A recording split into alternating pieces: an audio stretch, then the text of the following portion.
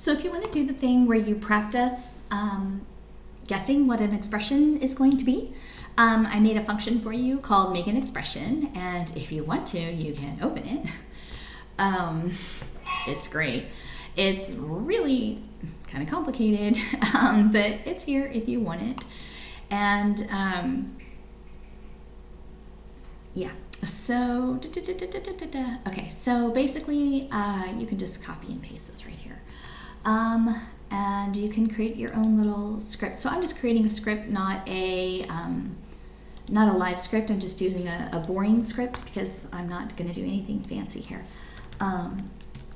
So if I just run this, I'm going to run this to be here, and this is going to give me my question, and then it's going to give me my answer.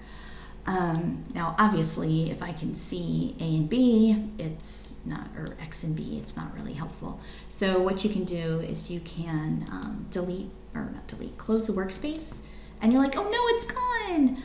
Remember, you can always go to Home and go to Layout Default, and you can get that back. So workspace, close, and you can get it back later. You can suppress it here so you don't see it. I'll see clear. And then what I can do is I can display X, which will display the question. And then what you can do is you can come over here and you can display B, which will display the answer. This is just kind of like a section break between the two. So I can come over here and this will display the question, and I can kind of run through and guess what it is. And I'll display the answer. Guess the question, do the answer, do the question, do the answer, do the question, do the answer. If you want to get more error messages, I have a thing called make an expression. So right now, you can make this smaller if you want to get a bigger chance of getting an error on purpose. I named it backwards.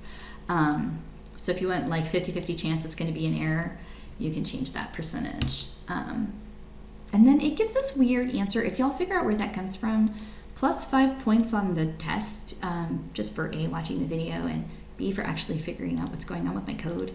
Something is happening in my catch somewhere, and I don't know why, but it makes me sad, and I can't figure out what's going on. But there's this random thing in there, and B is error. So this is an error because there's this 5 next to the 0, and there's no what's-he-do's it between it. There's no multiplier between it. Here we got this one, and that's the answer. Here we got this one, and that's the answer. Here we got this one, and there's an answer. This one's going to be an error because there's nothing in between the 3 and the 0. Okay? This one is good. Maybe this one looks like it'll probably be okay. And so yeah, this just gives you an opportunity to practice, just getting better and better at these.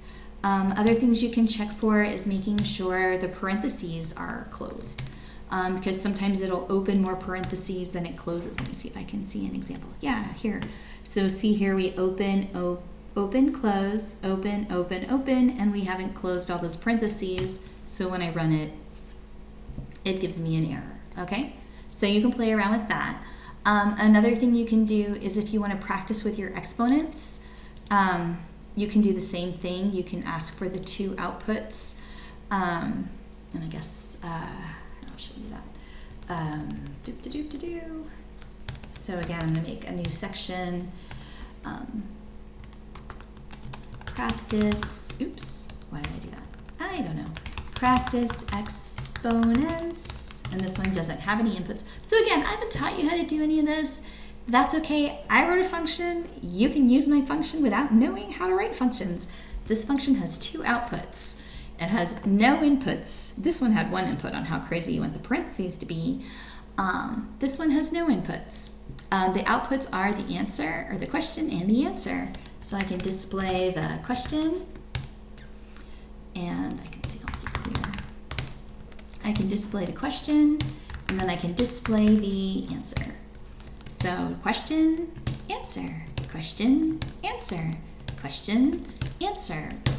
And that way you can just practice doing these until you feel really confident, like that you understand kind of what MATLAB is doing, what we're looking for. And there'll be questions like this on the lecture check just to make sure that you know what you're doing.